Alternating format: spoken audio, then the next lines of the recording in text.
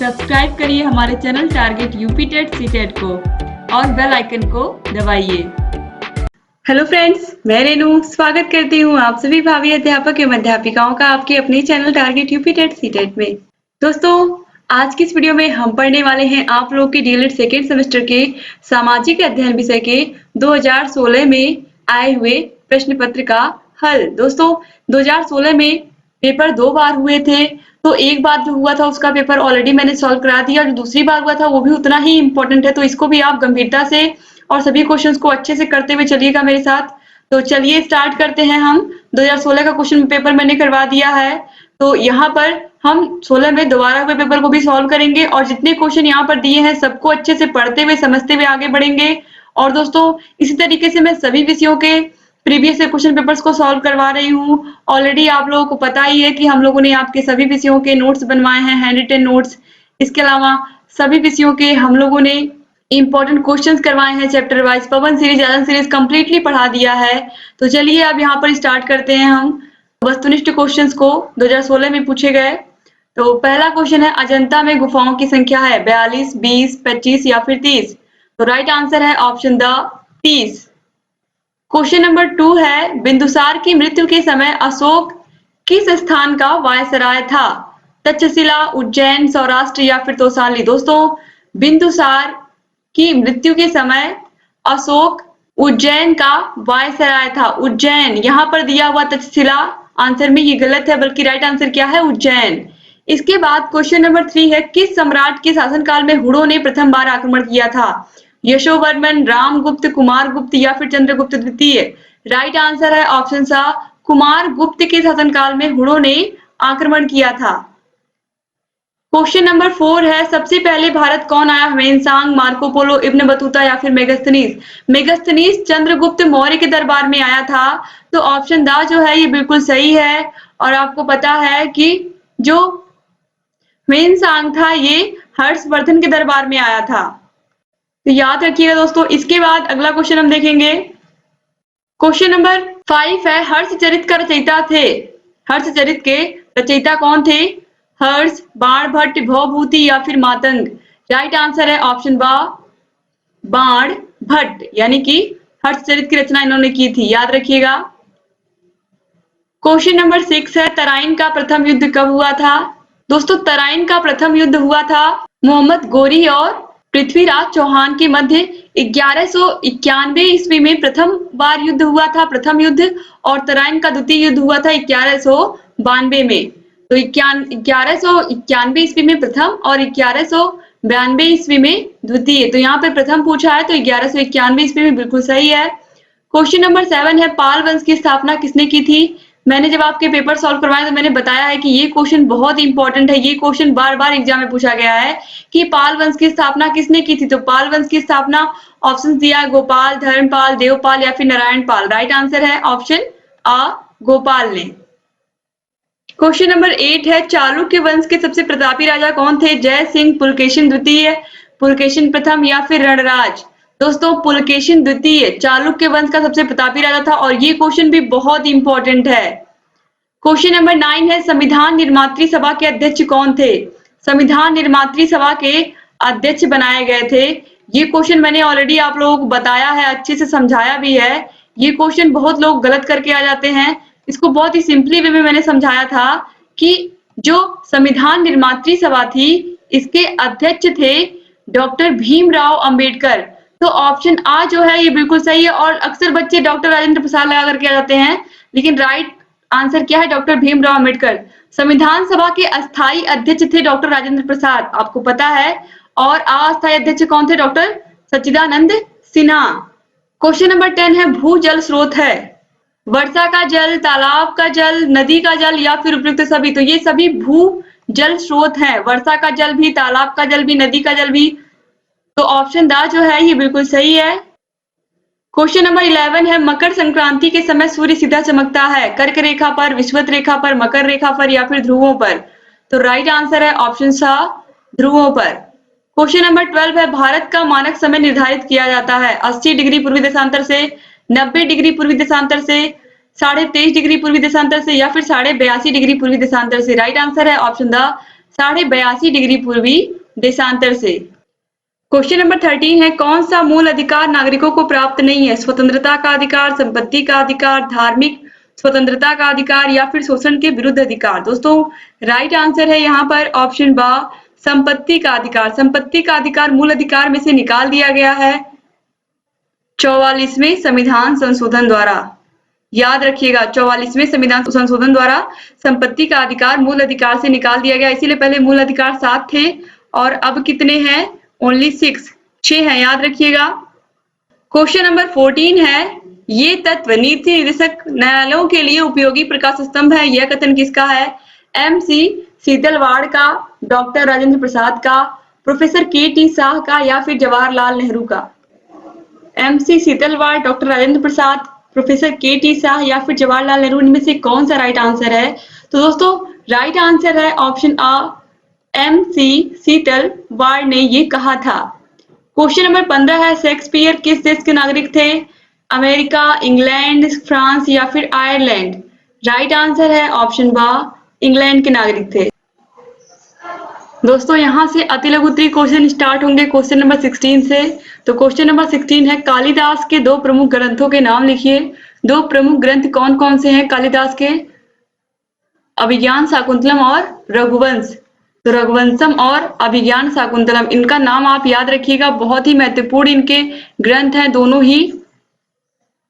Question number 17 है, गुप्त कालीन चित्रकला के 2 केंद्रों के नाम लिखिए। मथुरा, सारनाथ, पाटलिपुत्र।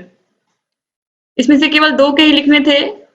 क्वेश्चन नंबर 18 है, राजपूतों की उत्पत्ति से संबंधित 2 सिद्धांतों का नाम उल्लेख करिए। दोस्तों पहला सिद्धांत है अग्निकुंड का सिद्धांत। पहला सिद्धांत है अग्निकुंड का सिद्धांत और दूसरा सिद्धांत है विदेशी उत्पत्ति का सिद्धांत। यही 2 सिद्धांतों का केवल नाम उल्लेख, केवल नाम लिखना था। तो पहला अग्निकुंड का सिद्धांत, दूसरा विदेशी उत्पत्ति का सिद्धांत। इसके बाद क्वेश्चन नंबर 19 है, भोज किस वंश का राजा था? तो भोज परमार वंश का राजा था। क्वेश्चन नंबर 20 है, गीत गोविंद किसकी रचना है? गीत गोविंद जयदेव की रचना है, बहुत ही इंपॉर्टेंट रचना है। क्वेश्चन नंबर 21 है, खजुराहो मंदिर का निर्माण किन राजाओं ने करवाया था? तो चंदेल राजाओं ने करवाया था। क्वेश्चन नंबर 22 है, भक्तिकालीन 2 संतों के नाम लिखिए। तो रामानुजाचार्य, रामानंद, गुरु नानक, कबीर। क्वेश्चन नंबर 23 है, जलवायु का अर्थ स्पष्ट कीजिए। जलवायु किसी बड़े इलाके का औसत मौसम है जो एक लंबे समय से बना रहता है। सरल शब्दों में किसी इलाके में किसी एक तरह का औसत मौसम अगर कुछ लंबे समय से बना रहता है तो उसे उस इलाके की जलवायु कहा जाता है। मौसम जहां कुछ दिनों या घंटों में बदल सकता है, वहीं जलवायु बदलने में सैकड़ों हजारों साल का समय लगता है। क्वेश्चन नंबर 24 है, भारतीय संविधान में कुल कितने अनुच्छेद हैं? दोस्तों यहाँ पर ये नहीं लिखा है कि वर्तमान में भारतीय संविधान में कितने अनुच्छेद हैं, केवल सिंपली पूछा है भारतीय संविधान में कितने अनुच्छेद हैं। तो इसका मतलब आप मूल संविधान ही समझेंगे। तो मूल संविधान में जब संविधान बना था तो कितने अनुच्छेद थे? 395 अनुच्छेद थे। क्वेश्चन नंबर 25 है, स्वतंत्रता के अधिकार के अंतर्गत आने वाली 2 स्वतंत्रताओं का उल्लेख करिए। तो चलिए देखते हैं। स्वतंत्रता का अधिकार अनुच्छेद 19 से लेकर के अनुच्छेद 22 तक आप देख सकते हैं। प्रत्येक नागरिक को अपनी सामर्थ्य और योग्यता के अनुसार अपना विकास कर सके, इसके लिए स्वतंत्रता के अधिकार को संविधान में सम्मिलित किया गया है। इस मूल अधिकार के अंतर्गत प्रत्येक भारतीय नागरिक को अग्र स्वतंत्रताएं प्रदान की गई हैं। अनुच्छेद 19 के अंतर्गत इस अधिकार से संबंधित निम्न 6 स्वतंत्रताएं नागरिकों को प्राप्त हैं। संविधान द्वारा प्रत्येक व्यक्ति को भाषण के रूप में अपने विचार व्यक्त करने एवं उन्हें पत्र पत्रिकाओं में प्रकाशित कराने की स्वतंत्रता दी गई। किसी भी प्रकार की कोई स्वतंत्रता नहीं है, आप अपने विचारों को खुले तौर पर रख सकते हैं, स्पष्ट रूप से यहाँ पर लिखा हुआ है, क्योंकि हमारे देश में क्या है, लोकतंत्र है। इसके बाद दूसरा है, नागरिकों को शांतिपूर्वक सभा आदि करने की भी स्वतंत्रता प्राप्त है। यानी कि जो हमारी स्वतंत्रता है, कहीं पर भी हम शांतिपूर्वक धरना दे सकते हैं और ये हमारा अधिकार है। अगर हमें कोई चीज नहीं अच्छी लग रही है या हमें उसका विरोध करना है तो हम शांतिपूर्वक धरना कर सकते हैं। और इसके बारे में आपको बताने की जरूरत नहीं है, ये ऑलरेडी प्रैक्टिकल कर रहे हैं आप लोग। डीएलएड के जितने भी प्रशिक्षु हैं ऑलरेडी हर काम बिना धरने के होता ही नहीं है, तो आप लोगों से बेहतर तो कोई जान ही नहीं पाएगा। इसके बाद प्रत्येक व्यक्ति अपनी इच्छा अनुसार व्यवसाय करने के लिए स्वतंत्र है। चौथा है नागरिकों को मानव हितों के लिए समुदायों अथवा संघ निर्माण के लिए पूर्ण स्वतंत्रता है। इसके बाद नागरिकों को देश की सीमाओं के अंदर स्वतंत्रता पूर्वक एक स्थान से दूसरे स्थान पर भ्रमण करने की पूर्ण स्वतंत्रता प्रदान की गई है, यानी कि आप पूर्ण रूप से स्वतंत्र हैं कहीं भी आने जाने के लिए देश की सीमाओं के अंदर। क्वेश्चन नंबर 26 है भूस्खलन से क्या तात्पर्य है। भूस्खलन क्या होता है?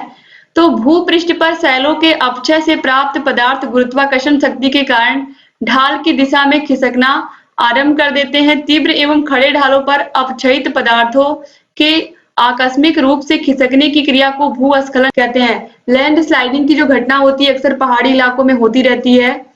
क्वेश्चन नंबर 27 है भारतीय सेना का सर्वोच्च सेनापति कौन होता है। थल सेना, जल सेना, वायु सेना का जो सर्वोच्च सेनापति होता है वो होता है भारत का राष्ट्रपति। और ये क्वेश्चन ऑलरेडी आप लोगों को इसका आंसर पता रहा होगा। क्वेश्चन नंबर 28 है जब सूर्य तथा चंद्रमा के बीच पृथ्वी आ जाती है तब कौन सा ग्रहण होता है। जब सूर्य और चंद्रमा के बीच में हमारी पृथ्वी आ जाती है तो सूर्य का जो प्रकाश है वो पृथ्वी पर तो पड़ता है लेकिन चंद्रमा पर पृथ्वी की छाया पड़ने लगती है जिससे चंद्र ग्रहण हो जाता है। तो यहां पर आप देखिए अगर ये चंद्रमा है, ये सूर्य है और ये पृथ्वी है तो पृथ्वी के बीच में आ जाने से जो सूर्य का प्रकाश है वो पृथ्वी पर तो पड़ता है लेकिन चंद्रमा पर पृथ्वी की छाया पड़ती है जिससे चंद्र ग्रहण हो जाता है। तो बस यही पूछा है कि जब सूर्य तथा चंद्रमा के बीच में पृथ्वी आ जाती है तो कौन सा ग्रहण लगता है। चंद्र ग्रहण। बस केवल आपको आंसर में यही लिखना है, चंद्र ग्रहण। इसके बाद क्वेश्चन नंबर 29 है भारत तथा चीन का युद्ध कब हुआ था। भारत तथा चीन का युद्ध सन 1962 में हुआ था। क्वेश्चन नंबर 30 है भारत किस गोलार्ध में स्थित है। भारत उत्तरी पूर्वी गोलार्ध में स्थित है और ये क्वेश्चन भी कई बार पूछा गया है। क्वेश्चन नंबर 31 है सिकंदर के आक्रमण का भारत पर क्या प्रभाव पड़ा। सिकंदर के आक्रमण का भारत पर प्रभाव पड़ा। वास्तव में यह प्रभाव अनेक क्षेत्रों में दर्शित भी होता है। इतिहास की तिथि निर्धारण में सहायक। इस आक्रमण से तिथिवार इतिहास को प्रस्तुत करने में सहायता प्राप्त होती है। राजनीतिक एकता का प्रारंभ। तत्कालीन उत्तरी भारत के छोटे छोटे राज्यों का विलय पोरस तथा आम्भी के राज्यों में हो गया। अपेक्षाकृत राज्य विस्तृत तथा राजनीतिक दृष्टि से एकजुट होने लगे। यूनानी राज्यों की स्थापना। पश्चिमी पंजाब, सिंध आदि सीमावर्ती प्रांतों में यूनानी राज्यों की स्थापना हुई। दोषपूर्ण युद्ध विधि का ज्ञान। भारतीयों को सिकंदर के विरुद्ध युद्ध करने से अपनी युद्ध विधि के दोषों का भली भांति ज्ञान हुआ जिसे उन्होंने भविष्य में दूर भी किया। इसके बाद दोस्तों क्वेश्चन नंबर 32 है गुप्त कालीन साहित्यिक प्रगति का उल्लेख कीजिए। दोस्तों गुप्त काल साहित्यिक उन्नति का युग था। डॉक्टर त्रिपाठी ने लिखा है यह स्वाभाविक ही था कि इस सुरक्षा और सांपत्तिक समुन्नति की दिशा में धर्म, साहित्य, कला तथा विज्ञान के क्षेत्रों में सक्रियता बढ़े और उन्नति हो। वास्तव में इन प्रत्येक क्षेत्रों में गुप्तों के शासन काल में अभूतपूर्व उन्नति हुई। गुप्त वंशीय शासक तलवार के धनी होने के साथ साथ स्वयं भी विद्वान थे तथा विद्वानों को आश्रय व प्रोत्साहन भी देते थे। उनकी इस प्रेरणा के कारण गुप्त काल साहित्य की दृष्टि से चरम उन्नति पर पहुंच गया था। क्वेश्चन नंबर 33 है राजपूतों ने कौन कौन से प्रसिद्ध मंदिरों का निर्माण करवाया, उल्लेख कीजिए। राजपूत राजाओं को मंदिर बनवाने का विशेष रूप से शौक था। इस युग में निर्मित कुछ एक मंदिर भारतीय सभ्यता की अनमोल धरोहर है। भुवनेश्वर में लिंगराज का मंदिर, खजुराहो के मंदिर, उड़ीसा में जगन्नाथ जी का मंदिर एवं आबू तथा गिरनार के जैन मंदिर को शिखरों से विभूषित करना एवं उनकी दीवारों पर मूर्तियां खोदना इस काल की प्रमुख विशेषता है। एलोरा का कैलाश मंदिर, मामल्लपुरम के रथ मंदिर, कांची के पल्लव मंदिर, होयसल वंश के शासकों द्वारा निर्मित वेलूर का मंदिर और द्वार समुद्र का चालुक्य मंदिर दक्षिण भारत के प्रसिद्ध मंदिर हैं। इस विवरण से स्पष्ट होता है कि राजपूत युग अपनी उत्कृष्ट वास्तुकला के लिए भारतीय इतिहास में सदैव स्मरणीय रहेगा।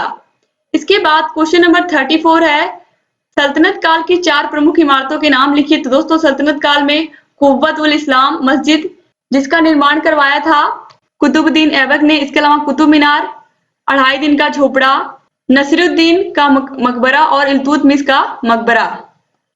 क्वेश्चन नंबर 35 है राष्ट्रकूट कौन थे, उनकी उपलब्धियों का वर्णन कीजिए।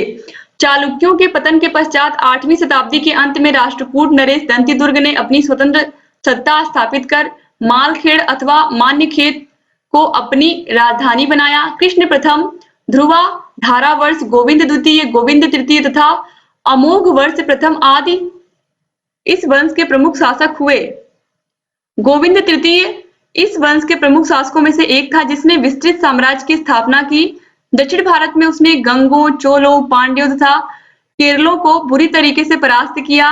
अपने पिता ध्रुव की तरह उसने भी उत्तरी भारत पर आक्रमण कर विजय प्राप्त की। कृष्ण तृतीय इस वंश का अंतिम शासक था। 973 ईस्वी में चालुक्य राजा तैलक द्वितीय ने राष्ट्रकूटों के राज्य पर अपना अधिकार कर लिया। राष्ट्रकूट वंश के प्रमुख शासक व उनकी सफलताओं का संक्षिप्त विवरण इस प्रकार है। दंतिदुर्ग प्रथम, वह ब्राह्मण धर्म का उपासक था तथा धर्म के प्रसार हेतु बहुत अधिक दान देता था। ऐसा विश्वास है कि दंतिदुर्ग की मृत्यु 758 ईस्वी के लगभग हुई थी।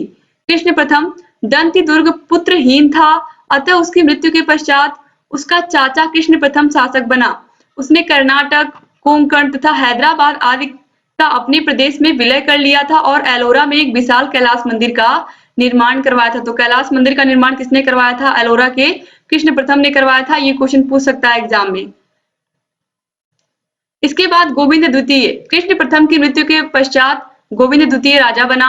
इसके बाद ध्रुव राष्ट्रकूट वंश का एक पराक्रमी शासक था जिसने राष्ट्रकूटों की शक्ति एवं कीर्ति में अभूतपूर्व वृद्धि की थी। इसके बाद पांचवा है गोविंद तृतीय। ध्रुवों ने अपने 4 पुत्रों स्तंभ, कर्क, गोविंद एवं इंद्र में से गोविंद को ही अपना उत्तराधिकारी घोषित किया था। अतः ध्रुव की मृत्यु के पश्चात उसके बड़े पुत्र स्तंभ ने इसके विरुद्ध विद्रोह कर दिया। इस युद्ध में गोविंद की विजय हुई, किंतु गोविंद ने अपने भाई को क्षमा करके उसे गंगवाड़ी का शासक नियुक्त कर दिया। गोविंद तृतीय ने पल्लव नरेश दंतिवर्मन वेंगी के चालुक्य नरेश विजयादित्य को पराजित किया था। उसके उपरांत उत्तर भारत की राजनीति में हस्तक्षेप किया। उसका प्रतिहारों से भी संघर्ष हुआ जिसमें उसकी विजय हुई थी। क्वेश्चन नंबर 36 है, चक्रवात क्या है? इसके 4 प्रभावों का वर्णन कीजिए। जल के भंवर की भांति अस्थिर और परिवर्तनशील हवाओं के वायुमंडलीय भंवर जिनके केंद्र में निम्न वायुदाब और केंद्र के बाहर उच्च वायुदाब होता है, चक्रवात कहलाते हैं। साधारणतः चक्रवात अंडाकार होता है। इसमें न्यून वायुदाब ठीक केंद्र के समीप और केंद्र के बाहर की ओर सभी दिशाओं में वायुदाब क्रम से बढ़ता जाता है और हवाएं बाहर से अंदर की ओर प्रवाहित होती हैं। फैरल के नियमानुसार हवाएं उत्तरी गोलार्ध में अपनी दाईं ओर और दक्षिणी गोलार्ध में अपने बाईं ओर मुड़ जाती हैं। अर्थात उत्तरी गोलार्ध में हवाएं घड़ी की सुई की विपरीत दिशा और दक्षिणी गोलार्ध में घड़ी की सुई की दिशा में क्लॉकवाइज मुड़ जाती हैं। चक्रवात के क्या प्रभाव पड़ते हैं? यातायात व संचार। चक्रवात में तीव्र गति की हवाओं व मूसलाधार वर्षा के कारण बिजली व टेलीफोन के खंभे गिर जाते हैं और यातायात अवरुद्ध हो जाता है तथा संचार प्रणाली ठप हो जाती है। जन माल का नुकसान। चक्रवात के रास्ते में पड़ने वाली भौतिक एवं जैविक संपदा नष्ट हो जाती है, चाहे वह मनुष्य हो, पशु हो, पक्षी हो अथवा भवनों का ढांचा। इसके अलावा जलपोतों को सर्वाधिक हानि। जलपोत जो विस्तृत समुद्र में तैर रहे होते हैं उन्हें अत्यधिक नुकसान होता है और लंगर डाले खड़े जलपोत भी काफी क्षतिग्रस्त हो जाते हैं। कभी कभी बंदरगाह भी चक्रवात के कारण नष्ट हो जाते हैं। इसके अलावा फसलों पर क्या प्रभाव पड़ता है? चक्रवात से खड़ी कृषि फसलों पर अपार हानि होती है। केले तथा नारियल के बागों का सर्वाधिक नुकसान होता है। इसके अलावा जन स्वास्थ्य पर क्या प्रभाव पड़ता है? चक्रवात मानव स्वास्थ्य के लिए खतरा उत्पन्न करते हैं। वायरल व महामारी का प्रकोप हो जाता है। मलेरिया और पेचिश जैसे रोग तेजी से फैलने लगते हैं। इसके बाद क्वेश्चन नंबर 37 है, भारतीय संविधान की 4 विशेषताएं बताइए। तो भारतीय संविधान की 4 विशेषताएं। सर्वाधिक व्यापक संविधान। भारतीय संविधान विश्व का सबसे विस्तृत संविधान है। वर्तमान में दोस्तों यहाँ पर वर्तमान में लिखा, लेकिन यहाँ पर आपको कट करके क्या लिखना है? यहाँ पर आपको कट करके लिखना है दोस्तों। अगर यहाँ पर हम 465 कर देंगे तब यहाँ पर वर्तमान होगा। वर्तमान में अभी 465 अनुच्छेद, ठीक है। और ये जो यहाँ पर 395 लिखा है ये मूल संविधान का है, ठीक है। ये मूल संविधान का और यहाँ पे वर्तमान लिखा है। तो वर्तमान में 465 अनुच्छेद, 22 अध्याय व 12 अनुसूचियां हैं, जबकि मूल संविधान में 395 अनुच्छेद और 8 अनुसूचियां थी। और एग्जाम में आपके मैक्सिमम टाइम यही पूछता है कि मूल संविधान में कितने अनुच्छेद थे। तो अनुच्छेद 395 और अनुसूचियां 8 हैं। तो यहाँ पर हम वर्तमान की बात करेंगे। वर्तमान में 465 अनुच्छेद, 22 अध्याय एवं 12 अनुसूचियां हैं, जबकि अमेरिका के संविधान में केवल 7, कनाडा के संविधान में केवल 147 और ऑस्ट्रेलिया के संविधान में केवल 128 और दक्षिण अफ्रीका के संविधान में केवल 153 अनुच्छेद ही हैं। यानी कि आप देख सकते हैं कि कितने कम हैं। और हमारे भारत में वर्तमान में 465 हो चुके हैं। आप सोचिए कि कितना विस्तृत संविधान है हमारे देश का। इसके बाद निर्मित एवं लिखित संविधान। भारतीय संविधान एक निर्मित संविधान है। इसका निर्माण एक संविधान सभा द्वारा एक विशेष समय पर किया गया था। इसके अतिरिक्त संविधान के अधिकांश उपलब्ध लिखित रूप में उपलब्ध हैं। इसके बाद दोस्तों देखिए, संपूर्ण प्रभुत्व संपन्न लोकतंत्रात्मक गणराज्य। भारतीय संविधान भारत में एक संपूर्ण प्रभुत्व संपन्न लोकतंत्रात्मक गणराज्य की व्यवस्था करता है। इसके बाद क्वेश्चन नंबर 38 है, दिन रात होने के कारणों पर प्रकाश डालिए। तो पृथ्वी के पास अपना प्रकाश नहीं है। पृथ्वी को प्रकाश और ऊष्मा सूर्य से ही प्राप्त होती है। पृथ्वी पर दिन रात का क्रम निम्न प्रकार चलता है। पृथ्वी का जो भाग सूर्य के सामने पड़ता है वहां दिन और जो भाग सूर्य के सामने नहीं पड़ता है वहां रात होती है। इस प्रकार से पूरी पृथ्वी पर 24 घंटे में दिन रात का चक्र पूरा हो जाता है। क्वेश्चन नंबर 39 है, अच्छे नागरिकों के 4 गुण बताइए। एक नागरिक का ये कर्तव्य होना चाहिए कि वो पर्यावरण संरक्षण में निजी स्तर पर योगदान दे, पेड़ लगाए, पानी बिजली बर्बाद ना करे, शोर शराबा ना करे, कचरा इधर उधर न फेंके और प्लास्टिक के प्रयोग को बंद करे। सार्वजनिक स्थानों पर जिम्मेदार नागरिक होने के कारण उदाहरण प्रस्तुत करें।